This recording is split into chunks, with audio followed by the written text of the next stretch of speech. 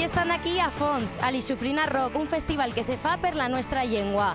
Au a xarrar con los grupos. D'on venid vosaltres? Nosotros de Binefar, de Font y de Tamarit. De Monzón. De Binefar, bueno, y yo soy de Binefar de aquí a la Moreta. Nosotros de la Mar de Aragón, un pueblo de Calatayud. Oh, muy bien. Bueno, venid de lejos. Venimos de otros pueblos, este es de Ariza y yo soy de Mara. Hay pique entre pueblos.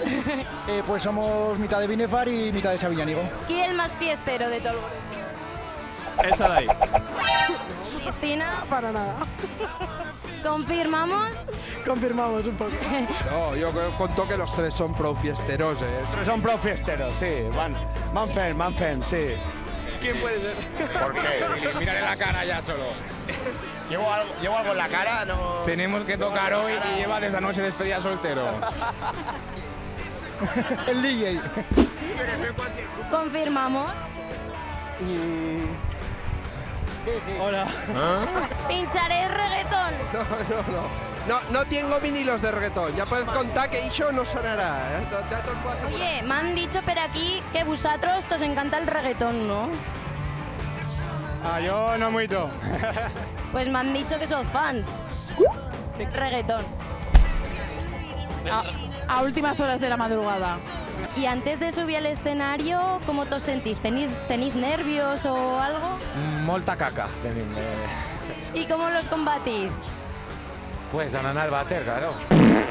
Definidme ya para acabar, para rematar el Viñarro, o sea, el Viñarrock no. Definid el Ixufrina Rock en 3 palabras. ¿Cómo lo definirías? Reivindicación, lengua y rock. Muy bien. Rock and roll serían ya 2 más, entonces rock. A seca. Aragón.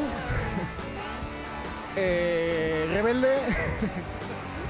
Y la hostia. Aragón, lengua y rock. Oh, muy bien. ¿Alguno más? ¿Quiere decir alguna? Rebote. Una puta animalada. No tengo palabras para millorar eso. Y ya para rematar, una despedida, ¿qué dirías? Marchad todos a escampar la boira.